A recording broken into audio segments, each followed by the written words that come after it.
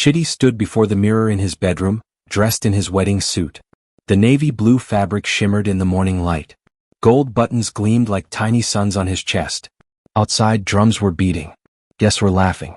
The whole village of Enugu had gathered to celebrate his marriage to the most beautiful woman he had ever seen. He slid his hands into his pockets out of habit. His fingers touched something inside. Paper. He frowned. He did not remember putting anything there. Slowly he pulled it out. It was folded several times and slightly crumpled. The handwriting was clumsy with uneven letters and misspelled words. But as Chitty began to read, his smile disappeared. His hands started to shake. "Dear sir, I am writing to tell you something important. She does not love you. She only wants your money. After the wedding, she plans to steal everything and run away with a man named Femi. Hello family, welcome back.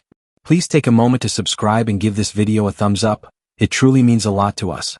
Don't forget to share it with your friends and loved ones and turn on the notification bell so you never miss a new story. So sit back and relax as we dive into the story." Chitty's chest tightened. The room began to spin around him. He read the letter again. Then a third time. Each word hit him like a stone to the heart. Could this be true? Could Blessing, his beloved fiancée, be deceiving him? He sank onto the edge of his bed. The music outside grew faint. His breath came in short gasps. The letter was simple and honest. Whoever wrote it had nothing to gain. They were trying to warn him. Suddenly, small moments from the past months flashed through his mind. The times Blessing's eyes looked bored when he talked about their future. The way her smile faded when he turned away. The coldness he sometimes caught in her face. His throat went dry. Outside, the drums beat louder, announcing the start of the ceremony. Chitty stood slowly and looked at himself in the mirror. The man staring back no longer looked joyful. His eyes were filled with confusion and pain. "If this is true," he whispered to his reflection, "I have been blind." He thought about confronting Blessing immediately. But what if the letter was false? He would humiliate them both in front of the entire village. He needed proof. He needed to be certain. Chitty slipped the letter back into his pocket and straightened his jacket. He took a deep breath and left the room. Downstairs, servants were rushing about. Among them was Mercy, the young maid who had worked in his house for 3 years. When she saw him, her breath caught. Their eyes met for just a moment. Chitty nodded absently and walked past. But Mercy's hands were trembling as she arranged flowers on the table. She wondered if he had found the letter yet. And if he had, would he believe it? Would Chitty go through with the wedding, or would the truth destroy everything before the ceremony even began? 3 months earlier, Mercy had arrived at Chitty's mansion in Enugu as a thin girl of 15. She carried one small bag and her mother's blessings. Her family lived on the edge of the village in a hut made of mud and thatch. The wind passed through the cracks in the walls at night.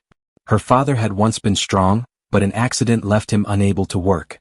Since then, sickness kept him lying on a mat by the fire, coughing through the nights.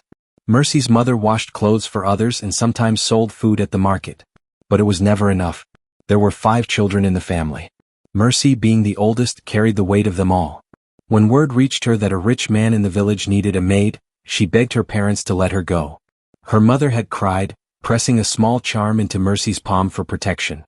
Her father had nodded weakly and said, "Go, my daughter. Work hard and remember where you come from." That was the day she left home to serve in Chitty's house. The work was hard. Mercy rose before the sun when the sky was only pale gray. She swept the long corridors, polished the brass door knobs until they gleamed, and washed the wide windows until they sparkled. She cooked rice that smelled of ginger and onions. She fried plantains until they curled at the edges. She stirred thick stews that bubbled on the fire. After breakfast came laundry, then cleaning, then errands to the market. Some nights she finished so late that her legs trembled as she walked back to her small room behind the kitchen. Her room was no bigger than a storage closet with a single window too high to look through. But Mercy was grateful for it. The bed was clean, the roof did not leak, and a little kerosene lamp gave her company in the dark. Each month she received her wages. She folded the notes carefully into an envelope and sent them home with the village courier. She kept only a little for herself, enough to buy soap and a few pieces of cloth. Despite the endless labor, Mercy never complained. She had learned early that silence was safer than words. Chitty was a kind boss most of the time. He was not cruel or loud. He treated his workers better than many rich men did. He always paid on time, sometimes even giving them leftover food from feasts. But he was distant. His world was filled with meetings, business, and wealthy friends from Lagos. In the village there were 2 worlds, the rich and the poor. A thick invisible line ran between them. Mercy understood her place. She did not expect to cross that line. Her goal was simple: to work, to send money home, and to keep her family alive. Days blurred into weeks. Weeks into months. The Harmattan winds came and dried her skin white. The rainy season turned the paths to mud. Through it all, Mercy's hands worked endlessly. One evening, just as the servants were finishing dinner in the backyard, Chitty came out onto the veranda. The lamps hanging from the pillars cast golden light around him. He was smiling. His eyes were bright with excitement. "My friends," he said, "I have news. I have found the woman of my dreams. Her name is Blessing, and we will be married in 3 months. I want this house to be perfect for her." The servants clapped. Some whistled softly. Mercy joined them, clapping shyly with her hands still damp from washing dishes. After Chitty left, the servants began to talk excitedly about the wedding. But Mercy was quiet. A strange feeling settled in her heart. What Mercy did not know was that meeting Blessing would change everything, and the secret she would discover would force her to make the hardest choice of her life. Blessing came from one of the wealthiest families in Lagos. Her father owned shops that sold imported goods, clothes, shoes, and jewelry. Her mother was the daughter of a powerful chief. She had grown up in luxury with silk bed sheets and servants who fanned her on hot afternoons. Her wardrobe could have filled a small room. When people in Enugu heard that Chitty had chosen her, they nodded approvingly. "A perfect match," they said. "Rich man, rich woman. Beauty with beauty. Power with power." Chitty himself glowed with happiness. He spoke of Blessing constantly. He had met her at a business event in Lagos where she stood out in a crowd like a flame among shadows. He sent her gifts: perfume, gold bracelets, and fabric from distant markets. She accepted them all with dazzling smiles. Mercy met Blessing for the first time on a bright Saturday afternoon. The sun was strong, making the white walls of the mansion almost blinding. A car rolled up the driveway, its paint shining like glass. The servants rushed to open the gate. Blessing stepped out wearing a flowing dress the color of wine. Her heels clicked softly on the marble floor. Her hair was arranged in thick curls that framed her face perfectly. Gold jewelry sparkled at her wrists and ears.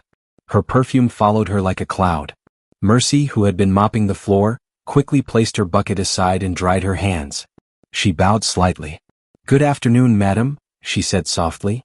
"Welcome to the house." Blessing glanced at her without smiling. Her eyes moved slowly from Mercy's head to her bare feet, then away. She did not reply. Her gaze carried the cold sharpness of a blade. For a second, Mercy felt invisible, like dust floating in sunlight. She lowered her head and went to fetch water. When she returned, Blessing was sitting in the living room beside Chitty, laughing sweetly. Mercy placed the silver tray carefully on the table. "Here is your water, madam," she said.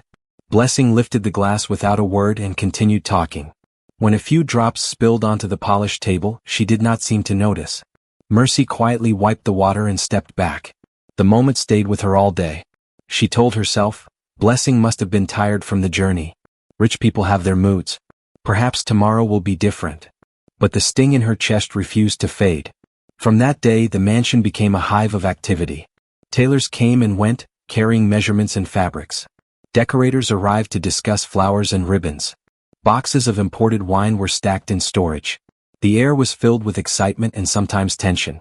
Chitty wanted perfection. "Every room must shine," he told the servants. "Every plate, every curtain." Mercy took his words seriously. She worked longer hours than ever. Her palms became rough. Small cuts lined her fingers. Still she pushed through. Sometimes she caught glimpses of Blessing and Chitty walking in the garden. From afar they looked like a painting, hands intertwined, laughter drifting on the breeze. Yet even in those moments, Mercy could not forget the cold eyes that had looked through her. Her friends among the servants often whispered about the coming celebration. "They say the musicians will come from Abuja," one said. "And goats will be roasted for days." "Yes," another replied. "And our master has ordered new clothes for all of us." Mercy smiled faintly but said little. Her thoughts were elsewhere, on her family who would never attend such grand events, and on the life she lived between wealth and poverty. One humid afternoon, while dusting Chitty's room, everything changed. Mercy was about to discover a secret that would turn her world upside down and force her to risk everything she had worked for. Mercy opened the tall windows in Chitty's room to let in air. The scent of jasmine drifted in from the garden. Birds chirped lazily outside. She moved carefully around the large bed, her rags sweeping across the carved furniture. Then she heard voices outside. They were clear and sharp against the stillness. At first she ignored them. But when she recognized Blessing's laugh, her hand froze. The sound was different, louder, freer, careless. She stepped closer to the open window. Below, in the shade of the mango trees, Blessing stood with a man Mercy had never seen before. His shirt was half unbuttoned. His stance was confident. "I told you, my love," Blessing said, her voice low but audible. "Everything is going as planned." Mercy's heart thudded. She did not mean to listen, but curiosity rooted her to the spot. The man chuckled, a deep, rough sound. "You sure he suspects nothing?" Blessing tossed her hair. "Chitty is a fool. He believes every word I say. He thinks I am marrying him for love. But when the wedding is done, I will have access to his accounts. We will take the money and vanish." Mercy's eyes widened. She gripped the windowsill tightly. The man laughed again. "You are clever, Blessing. In 3 months, we will be gone from this place, living like royalty somewhere far away." "Yes," Blessing replied. 3 months is all I need. By then, everything will be in my hands. Chitty will wake up one morning to find his fortune gone and his darling wife too." Their laughter mingled, cruel and bright in the hot air. Mercy's breathing quickened. She felt dizzy. The world around her blurred. She wanted to close the window to unhear what she had just heard. But her legs refused to move. When their voices faded into the distance, she finally stumbled back, pressing a hand to her chest. "No," she whispered to herself. "This cannot be true." But it was true. She had heard every word clearly. Mercy stood frozen by the window long after Blessing and the strange man had gone. The room felt different now, colder, darker. Even though sunlight still poured across the floor, her rag fell from her hand. The scent of jasmine that once smelled sweet now made her stomach twist. She could hear her own heartbeat, heavy and uneven, like the pounding of a drum in the distance. For the first time since she came to work in that house, she wished she had never stepped through its gates. The walls that once felt safe now seemed to whisper with danger. She sank slowly onto the edge of the bed, her knees weak, her mind spinning. Blessing's words echoed again and again in her head. "He is a fool. I will take his money and disappear." Each repetition felt like a stone striking her chest. Chitty had always been kind to her. He was not perfect, but he treated his workers fairly. He never shouted, never raised a hand. He was proud, yes, and sometimes distant. But Mercy had seen the softness in his eyes when he thanked the servants or spoke about his late parents. He did not deserve this kind of betrayal. That night, Mercy barely touched her dinner. When the others laughed and talked outside, she sat quietly on her bed, her hands folded in her lap. The lamp flickered, throwing shadows on the wall. The noise of crickets came from outside, mixing with the faint sound of drums from a distant compound. She tried to sleep but could not. The ceiling seemed to move as her thoughts swirled. What if she told Chitty? Would he believe her? He might laugh and say she was jealous. Worse, he might tell Blessing what she said. Blessing's family was powerful. One word from her and Mercy could lose her job or worse. But if she stayed silent, Chitty would walk straight into a trap. He would marry a woman who planned to ruin him. The thought made her chest ache. Mercy turned on her side and looked at the small photograph of her family that she kept under her pillow. What should she do? Mercy stared at the photograph of her family. Her mother's face looked back at her, smiling, strong despite hardship. Her little brothers and sisters stood beside her, barefoot and thin yet hopeful. She had promised she would take care of them. She whispered, "Mama, what should I do?" The silence gave no answer. Only the chirping of insects filled the air. Hours passed. The moonlight shifted across the wall. Mercy finally sat up. She could not bear the weight of silence any longer. She had to find a way to tell Chitty. But it had to be safe for her and for him. The next morning, Mercy went about her chores as usual. She swept, dusted, and cooked. But her mind was elsewhere. Every time Blessing visited, her stomach tightened. She watched the bride-to-be glide through the house, smiling sweetly at Chitty, touching his arm, calling him "my love." Mercy noticed things she had never paid attention to before. How Blessing's smile faded the moment Chitty turned away. How she rolled her eyes when he spoke about plans for the wedding. How her voice changed when she was not pretending. The mask was so perfect that only someone watching closely could see through it. And Mercy saw everything. Chitty, meanwhile, was glowing with happiness. He spoke to everyone with excitement, telling them how lucky he was, how much he loved Blessing. He often hummed songs while walking through the house, songs that sounded like hope itself. Watching him broke Mercy's heart. Days turned into a week, then two. The preparations continued. Guests from Port Harcourt and Ibadan sent gifts. Tailors delivered clothes. The house buzzed with energy. And through it all, Mercy carried her secret like a heavy stone she could not set down. She made small mistakes, burning the rice, dropping a cup, forgetting to polish a brass handle. The other servants noticed. "Mercy," one of them said kindly, "you look tired. Are you all right?" She forced a smile. "I am fine," she said softly. But inside she was not fine at all. 2 weeks before the wedding, the pressure became unbearable. Mercy knew she could not stay silent any longer. The image of Chitty smiling at Blessing haunted her, followed by the memory of Blessing's cruel laughter in the garden. That night, after everyone had gone to bed, Mercy sat at her small table with a single candle. The wax dripped slowly, leaving tiny rivers of white on the wood. She pulled out a sheet of paper she had bought from the market weeks ago. It was rough and thin, but it would have to do. Her old pen with a cracked lid lay beside it. She thought of her short years in school, how her teacher had praised her handwriting before her father fell ill and she had to stop. It had been years since she wrote more than a few words. But she would try.